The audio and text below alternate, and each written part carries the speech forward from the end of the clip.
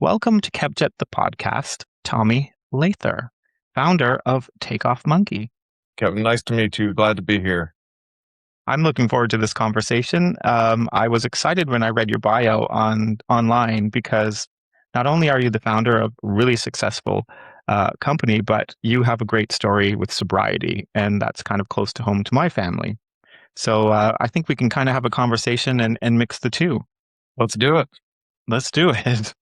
So let's just start with before sobriety, you were into business, but you were successful even before you started your sobriety. Yes, I was doing well. I've worked in landscape construction since I was old enough to work. When I when I really got into the workforce in my mid-20s, I was just a heavy drinker, and that was sort of accepted in the construction world. But I did well at my job. I've always loved whatever I was doing at the time, whether it was estimating or purchasing or whatever. I've always just really gotten into it, which has done me well. But the fact that I was doing well was probably my biggest enemy with my sobriety. Because as I'm going through life and I'm, getting more and more hungover each day, what's the reason to stop? I've got a house, I've got a car, I've got a nice job. Why would I even quit? Life as I got older, the drinking threw more and more wrenches into my life. But for a long time there, I didn't give myself enough reason to quit. Yeah. What did alcohol give you in the beginning that you didn't know how to give yourself?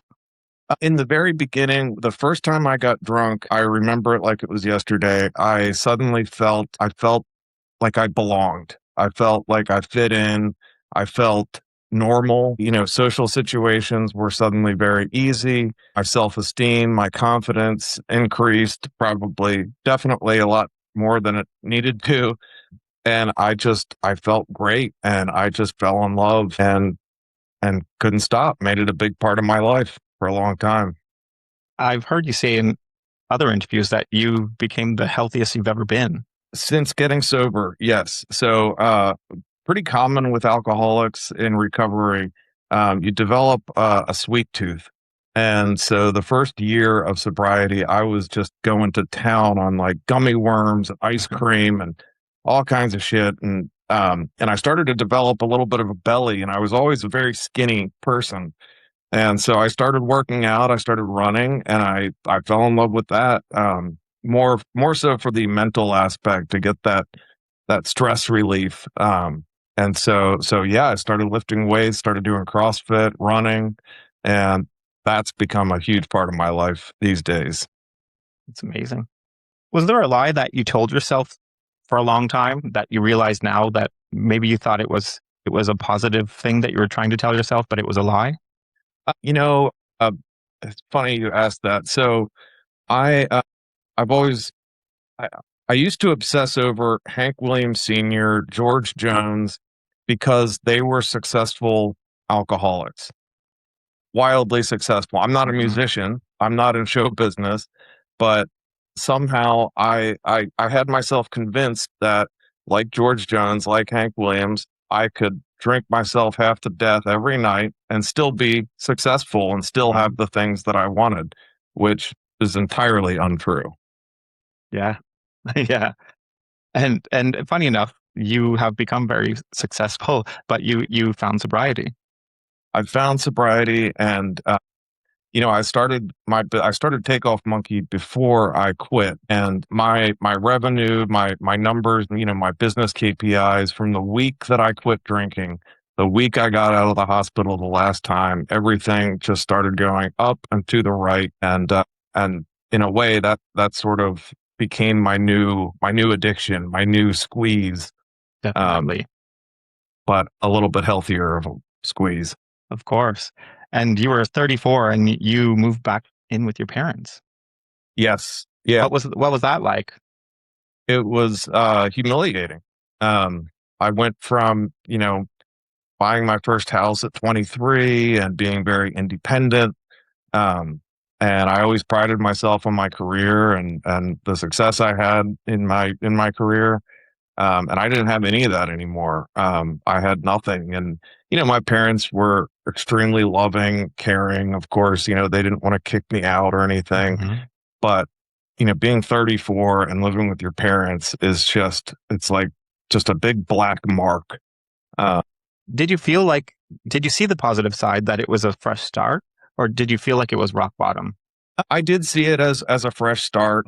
I was able to be grateful that I had somewhere to go, because if it weren't for my parents, I would have been living under a bridge. So I tried to see it as a fresh start, but that was a lot of shame I carried around. Having to explain that to someone without explaining my alcoholism, it was very embarrassing. Yeah. Was there a moment that scared you the most? Uh, the scariest moment in my drinking was I tried to quit for a couple of years before I actually quit. And, I tried all the ways except for the way. And I I tried to wean myself off, and I thought I was doing it properly. Coming off alcohol, if you're a daily constant drinker, is a very dangerous thing. You can actually die. Well, Mhm. I was weaning myself off. I thought I was doing okay. I was on like day 3 and I had a seizure. I fell on the ground and I was all seized up and I split my head open and I woke up in an ambulance, and that was pretty scary. But when I got out, I bought a case of beer. I Mm, went right back to it. So it was scary, but it wasn't scary enough. right. Who did you hurt that still sits beside you now? Like who do you think you hurt like the heaviest, and they're still your champion? The worst is my parents, my mother especially. My mom, she mom always knows. She could hear it in my voice. I talked to her a lot when I was drinking, and she always knew that I was drunk. And there were many nights when I would call her just blitzed out of my mind and just wanted to talk to someone. She would just cry herself to sleep, or Mhm. maybe not sleep. But she spent countless nights like that. But she's still my mom, and I just Yeah. talked to her an hour ago. What shifted when your grandfather passed away? It's a really good question. Granddad, I think he had somewhat of an idea. I think he knew I was a heavy drinker. Granddad never really drank. But if he knew the extent of my drinking, it would have crushed him. When he died, I was in such bad shape. I couldn't go more than a couple hours without a drink, without seizing. So I couldn't even go to see him, on his deathbed. I couldn't go to his funeral. And I punished myself for that for a few weeks, maybe a month. But then I kind of came to, I was in the hospital for like the 50th time that year. And I got this sense that granddad can now see, and I can't let granddad see me like that. Mhm. And somehow that plus AA and, a lot of grit, carried me through, and it's carried me this far. Why July 10th, 2020? Uh, no particular reason. I actually, my parents were up in Maryland where we're from. They were kind of taking care of granddad's affairs, and I went to the hospital. I went to the hospital countless times for withdrawal and things. And I got out. My dad had to leave early to drive down from Maryland to pick me up from the hospital. And that was kind of when I realized, I got to do this for granddad. Mm. And that was it. That was the end of it. Did you ever have a moment where you felt like you were going to go back to drinking, or do you? No, no. And I don't know how that works exactly. But, they say in AA that once you get it, that you will recoil from alcohol like your hand from a flame. Hmm. Um, and that's very much the case. In fact, I have a bottle of wine in my fridge right now for my girlfriend. Doesn't have an effect on me. I've been extraordinarily lucky that I haven't had to use a lot of self-control to stay sober. What emotion surprised you the most once the numbness was gone? When the numbness was gone, I think what I love most about sobriety is when you're drinking, when you're deep in alcoholism, every word out of your mouth is a lie. You're usually lying about your drinking in some way, shape, or form. And waking up each morning, not having to try and remember what bullshit that I tell who, uh, going to bed with a clear conscience, that's the best thing that's come out of sobriety. Just a clear conscience and a clear mind. Who were you without alcohol? And did you like that person at first? I That's a tricky question. I didn't know any better in a lot of ways, like relationships with females. I'd never been in a healthy one, and was in a. I dated someone for a few months after I got sober, and it was very dry, and it was not very loving. And I thought, well, this is normal. This is kind of boring, but I guess this is what sober relationships are like. Right. And that's not true at all. But there were a lot of things I experienced for the first time. Most, I'm grateful for, but relationships, that was a tricky one because it was like I was dating for the very first time. You went from rock bottom to building a 2.5 million a year business. So that must have changed you internally. What changed you externally? Externally, like my body and Yeah, just the way you present yourself. the gym became very important because building a business is stressful, and I found that as an excellent stress relief. And I don't know.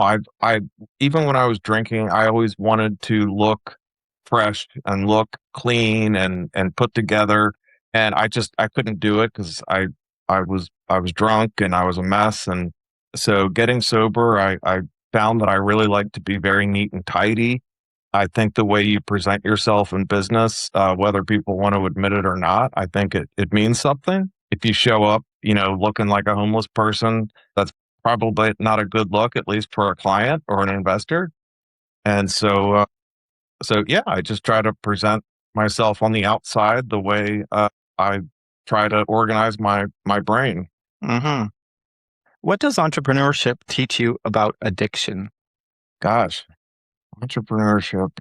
I guess entrepreneurship can be a form of addiction. I suppose, like I mentioned earlier, when I quit drinking and really leaned into my business, that kind of was an addiction. It at least it fired off the same brain receptors. A little progress here, close a sale there, gain a little efficiency. It was giving me that dopamine hit that the alcohol was. Of course, it's much healthier. But same with drinking or any substance. As with entrepreneurship, you have to stop at some point. In the beginning, I was working 18-hour days, 16, 18 hours a day. And after a while, no matter how much you think you love it, it wears on you. So, you know, moderation.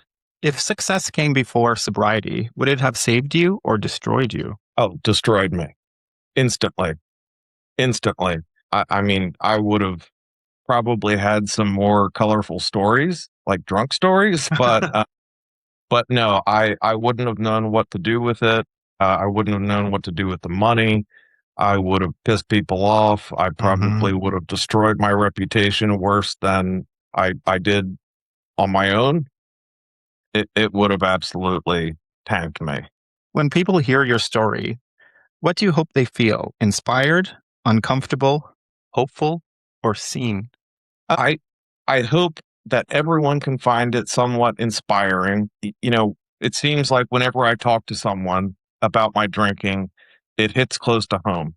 So I think people feel seen, if not Hmm. themselves, a close friend or a family member. And but the inspiration, if my story can help one person overcome it, even just be a small part of it, then that's all I need. You often hear people say they had a moment where they looked in the mirror and they didn't even recognize themselves. Did you ever feel that?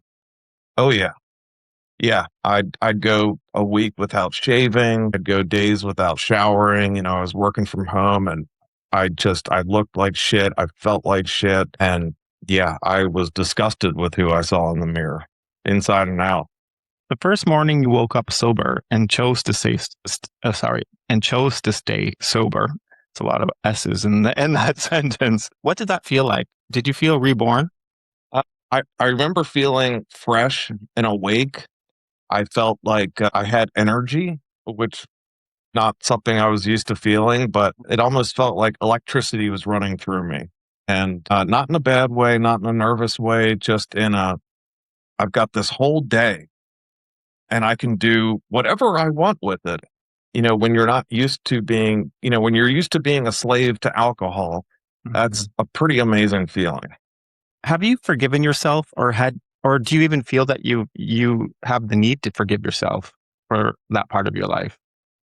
I do forgive myself. And in a way, I'm grateful that I went through that. I'm especially grateful I went through that without hurting myself or someone else.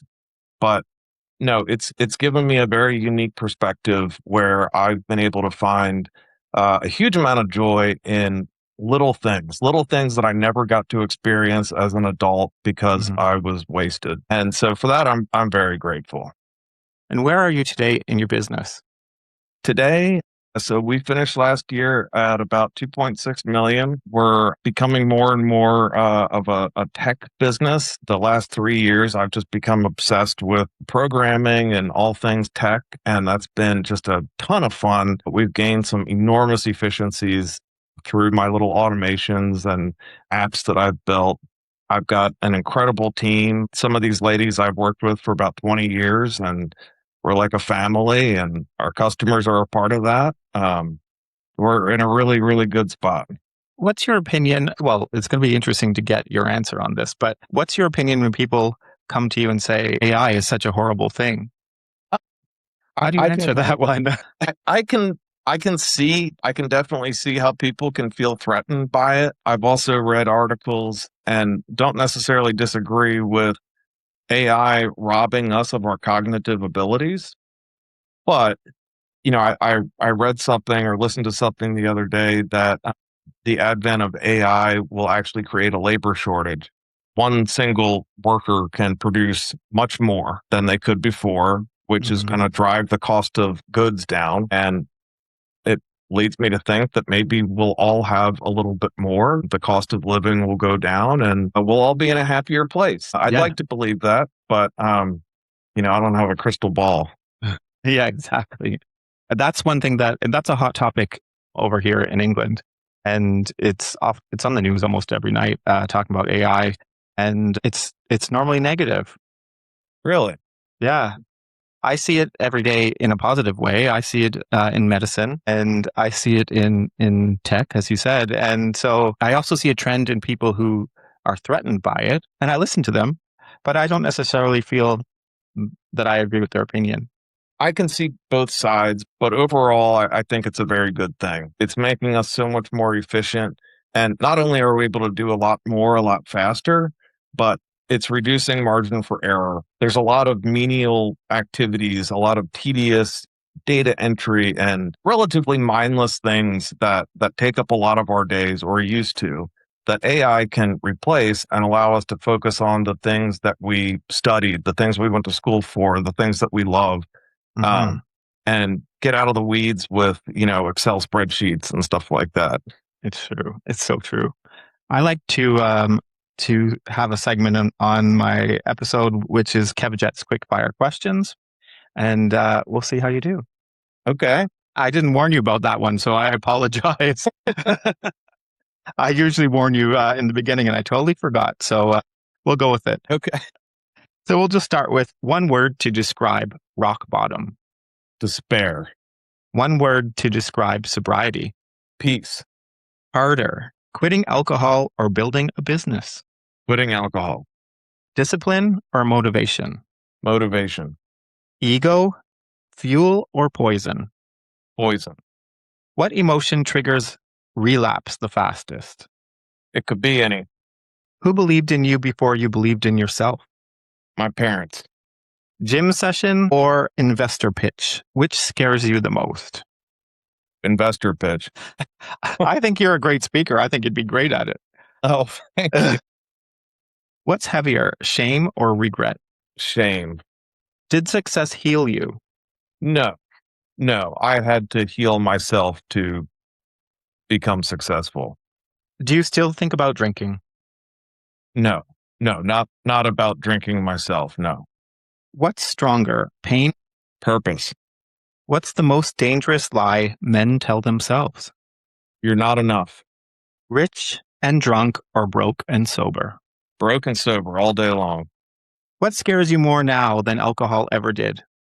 Failure. Who are you proving wrong? All the investors that told me no, Yeah, exactly. Who are you proving right?